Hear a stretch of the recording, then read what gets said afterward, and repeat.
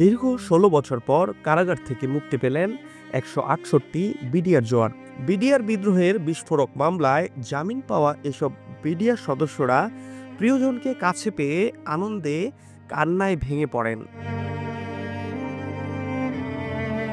আদালতে ১৭৮ জন জামিন পেলেও তাদের মধ্যে ১৬৮ জনের তালিকা পায় কারা কর্তৃপক্ষ। ঢাকা কেন্দ্রীয় কারাগারে ৪১ জন, কাশিমপুর ১ থেকে ২৬ জন, কাশিমপুর ২ থেকে ৮৯ জন এবং কাশিমপুর হাই সিকিউরিটি কারাগার থেকে ১২ জনকে মুক্তি দেয়। গত ২ জানুয়ারি রবিবার বিডিআর বিদ্রোহের বিস্ফোরক মামলায় জামিন পেয়েছেন হত্যা মামলায় খালাসপ্রাপ্ত ২ শতাধিক আসামি। কেরানীগঞ্জের কেন্দ্রীয় কারাগারের ভেতরে ঢাকার বিশেষ ট্রাইব্যুনাল ১-এর বিচারক মোহাম্মদ ইব্রাহিম মিয়া তাদের এই জামিন আদেশ দেন।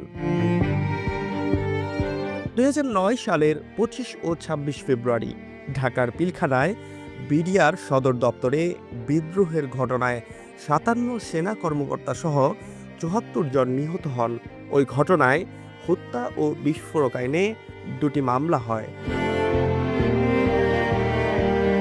হত্যা মামলায় ৮৫০ জনের বিচার শেষ হয় ২০১৩ সালের ৫ নভেম্বর।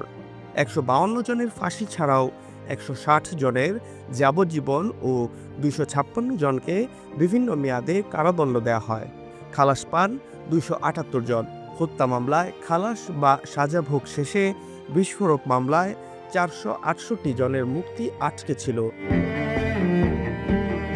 ফাহাদ শাহরিয়ার, বাংলা ফ্লো।